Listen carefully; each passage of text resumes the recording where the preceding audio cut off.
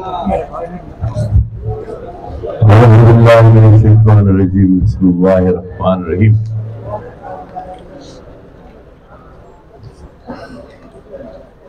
Stage पर तशरीफ फरमा मेरे भाई और उम्मीदवार सूबा असेंबली हल्का 111 जनाब लियाकत असगानी साहब,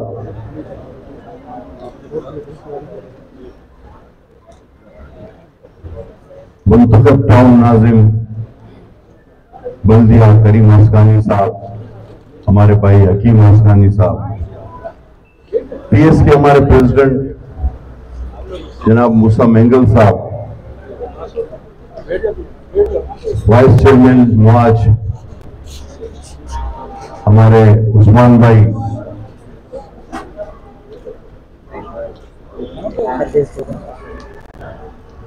परवेज भाई, बाबर शाह, मसला यही है, अमीर अली भी बैठा हुआ, मास्टर याकूब भी बैठा, मैं परवेज भाई भी बैठे हुए हैं। अगर हम इस मसले में फिर उलझे तो देर होगी। और यहाँ जो आज मुंतजमीन है, बिलखुसूस नेवल कॉलोनी के वेलफेयर वाले और आराई बरादरी के लोग, जिनमें मुनीर अहमद समेजो साहब, चौधरी शफकत आराई साहब, निसार अहमद स्वाति साहब, इज्जत खान साहब, मीर अहमद साहब, जावेद भाई, मुजाहिद भाई, बख्त जमीन, चीफ मजहर हुसैन, यासीन राजपर, शब्बीर आराई साहब और डॉक्टर नासिर जावेद, इन तमाम दोस्तों समेत जो भी मोअज़्ज़ज़ीन यहाँ तशरीफ फरमा है, उन्हें मेरा सलाम कबूल। हम मुद्दे की तरफ आते हैं।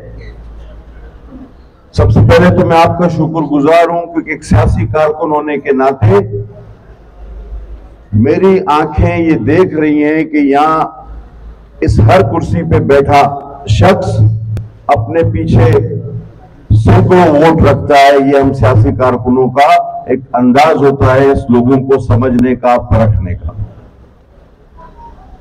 ये मुअज़्ज़ज़ीन की दावत है। यहां हर शख्स अपने अपने शोबे में किसी तारुफ का मोहताज नहीं। कारोबारी बरादरी, रियल एस्टेट से वाबस्ता लोग, मुख्तलिफ शोबा जिंदगी के वो लोग जिनकी माशरे में इज्जत है, एक मकाम है, और जिनको लोग सुनते हैं और उनकी बात को समझते हैं, वो आज सब यहां मौजूद हैं और मैं आप लोगों का बड़ा शुक्रगुजार हूं। नौजवान दोस्तों ने आज शहीदों के काफिले को ज्वाइन किया, मैं उनका भी बहुत शुक्रगुजार हूं और मैं उनको यकीन दिलाता हूं कि हम आपको किसी जज्बाती तकरीर के बाद किसी ऐसी जगह न ले जाएंगे, किसी ऐसी बंद गली में नहीं ले जाएंगे जहां से वापसी का रास्ता मुमकिन हो, जहां से वापसी का रास्ता नामुमकिन हो। हम ऐसी किसी बंद गली में आपको नहीं ले जाएंगे। और यहां बैठे तमाम मेरे बुजुर्गों, भाइयों, दोस्तों, सवाल इस वक्त यह है कि कौन इलेक्शन क्यों लड़ रहा है। मैं चाहूंगा कि लियाकत ने जो बातें की वो ना दोहराऊं, जरा अपने जहन पर जोर दीजिए कि कौन इलेक्शन क्यों लड़ रहा है। उम्मीदवार हर जमात का है, उनसे जरा कम से कम ये पूछे, अव्वल तो ऐसी कोई उम्मीद की किरण ही नहीं या ऐसी कोई बात ही नहीं, लेकिन फिर भी उनसे पूछे, नामुमकिन बात है लेकिन उनसे पूछे कि भाई फर्ज करो तुम जीत गए तो क्या करोगे। तो वो बोलेगा मैं जाके अपोजिशन में बैठूं। तो बोलो तो हमारा टाइम जाया नहीं करो भाई, अपनी सलाहियतें कहीं और जाकर सर्व करो, अपनी तवानाई कहीं और जाकर सर्व करो। आपने करना कुछ नहीं, आपसे होता कुछ नहीं, अपना सरमाया और वक्त जाया करके और हमारा वोट जाया करके। और ये वक्त और ये वोट ये बहुत कीमती है। हम बेटा जरा खामोश रहना, हम आपके पास जब आते हैं तो हमें यह बोलकर भेजा जाता है कि आपको अवाम की खिदमत के लिए चुना गया है। ये टिकट इसलिए नहीं दिया जाता कि जाओ लियाकत एमपीए बन जाओ, ले आओ कादर भाई एमएलए बन जाओ। नहीं, ये टिकट जब दिया जाता है तो हमसे हल्फ लिया जाता है कि ये टिकट हम आपको इसलिए दे रहे हैं कि जाओ अवाम की खिदमत करो। ये फर्क है हम में और दूसरी पार्टीज में। दूसरी पार्टीज का टिकट मिलता है वो बड़े खुश होते हैं, नाचते हैं, गाते हैं। हमें जब टिकट मिलता है तो हमें यह खौफ तारी हो जाता है कि अब हमारे इम्तिहान का वक्त शुरू हो गया है। लिहाजा जिस पार्टी की ये रवायत हो, जिस पार्टी की ये कदामत हो, उस पार्टी का कारकुन एक शीशा फैलाई हुई दीवार की तरह खड़ा हो। आज खुदा का शुक्र है कि सियासत नारों, झूठे वादों, गलत बातों से निकलकर खिदमत पर आ गई। हम तो कब का चाहते थे, हमारे तो मयार और उसूल भी यही थे। हम तो मईशत हो या सफारतकारी, हमने हर जगह अपना लोहा मनवाया। आज से 2 साल पहले जब पाकिस्तान, क्योंकि कारोबारी लोग यहां मौजूद हैं तो मैं बताऊं आपको, आज से 2 साल पहले हमने पीडीएम की एक हुकूमत बनाई।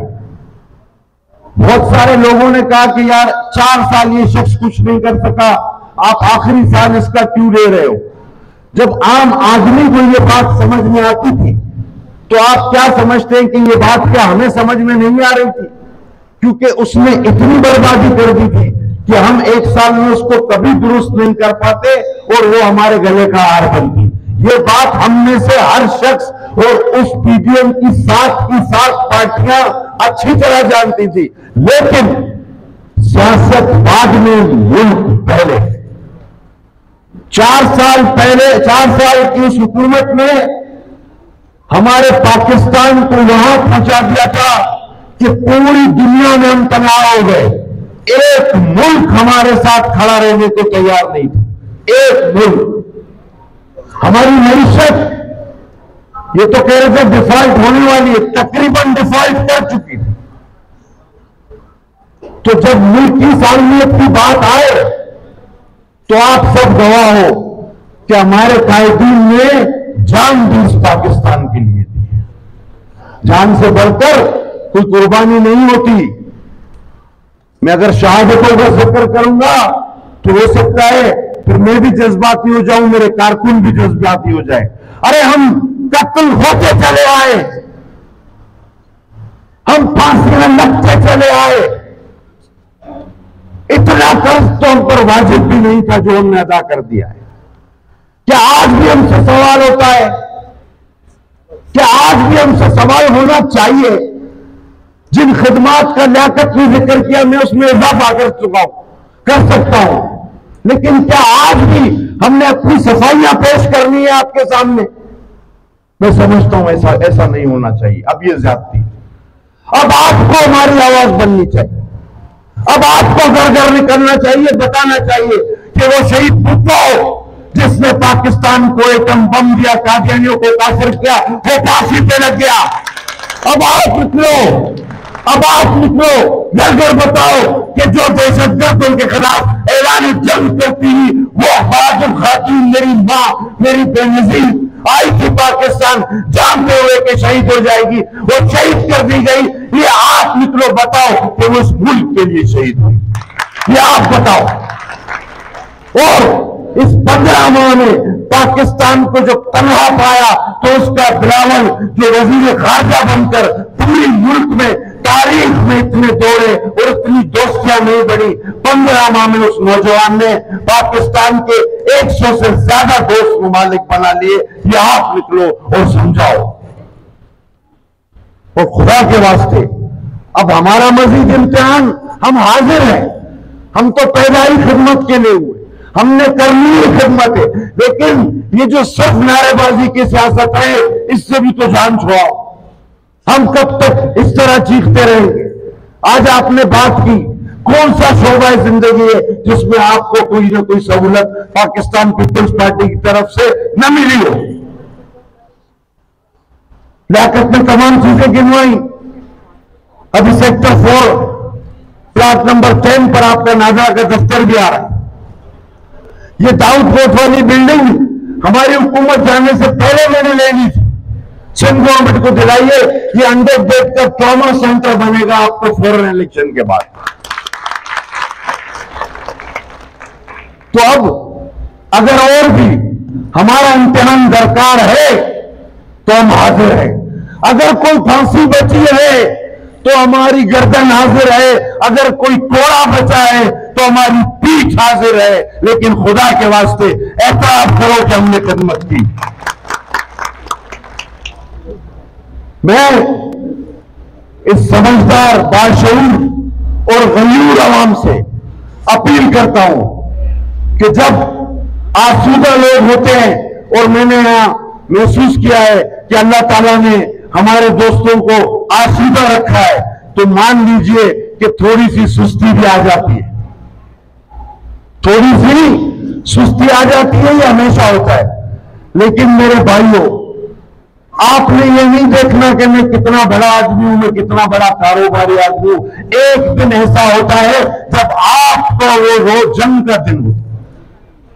उस वक्त आपने सिपाही बनना होता है, कारोबारी नहीं, चौधरी नहीं, वडेरा नहीं। उस दिन हर आदमी सिपाही होता है, और वो जंग का दिन सिर्फ एक होता है, बाकी 5 साल इम्तिहान के दिन हमारे होते हैं।